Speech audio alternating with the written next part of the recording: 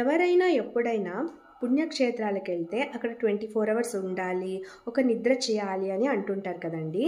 అది ఎందుకో మీకు తెలుసా? తెలిస్తే నాకు కమెంట్ సెక్షన్లో చెప్పండి.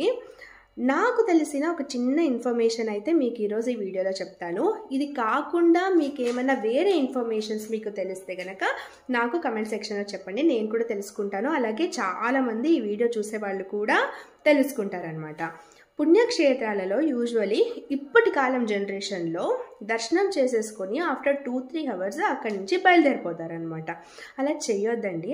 అక్కడ ఇప్పుడు సపోజ్ ఫర్ ఎగ్జాంపుల్ ఇప్పుడు మీరు తిరుమలకి వెళ్ళారు. అక్కడ తిరుమలలో ఒక నైట్ స్టే చేయండి. ఒక నైట్ స్టే చేస్తే అప్పుడు ఏమవుతుందంటే 4 o'clock పొద్దున్న బ్రహ్మముహూర్తం అని అంటారు కదండి. ఆ బ్రహ్మముహూర్తం టైంలో దేవతలందరూ తిరుగుతుంటారనమాట పుణ్యక్షేత్రాలలో.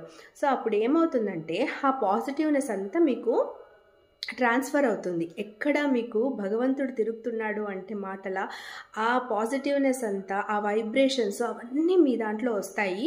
మనం యూజువల్లీ పుణ్యక్షేత్రం ఎందుకు వెళ్తాం చెప్పండి? మా దాంట్లో నెగిటివ్నెస్ అంతా పోయి మంచి గుడ్నెస్ రావాలి, లైక్ మంచి పాజిటివ్నెస్ రావాలి అని కదా మనం పుణ్యక్షేత్రాలకు వెళ్తాము. సో ఇది కంప్లీట్ అవ్వాలి అంటే మీరు అక్కడ ఒక నిద్ర చేయాలి. ఒక 24 అవర్స్ అనేది ఆ పుణ్యక్షేత్రాల్లో మీరు ఉండాలి. అప్పుడే అది కంప్లీట్ అయ్యేది అని నాకు తెలిసిన ఒక చిన్న ఇన్ఫర్మేషన్ ఇది. లైక్ ప్రీవియస్లీ మీరు చూసినట్టయితే పాతకాలంలో ఫర్ సపోజ్ ఇప్పుడు హంపీలోనే చూడండి, ఒక పెద్ద పెద్ద పిల్లర్స్ ఒక మంటపం లాగా చేసుంటారనమాట. అది ఎందుకు తెలుసా మీకు? అది ఎందుకంటే అక్కడ వచ్చే భక్తులందరూ పడుకోవడానికి అనమాట. అప్పుడు అంత సౌకర్యాలు లేకుండే. అప్పుడు సపరేట్ రూమ్స్ కానివ్వండి, ఇంత ఫెసిలిటీస్ అప్పుడు లేవు.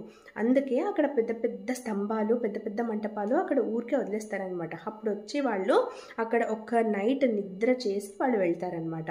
ఇది ఒక రీజన్ అనమాట. ఈ రీజన్ కాకుండా వేరే రీజన్స్ ఏమన్నా ఉన్నాయా అది నాకు కమెంట్ సెక్షన్లో చెప్పండి.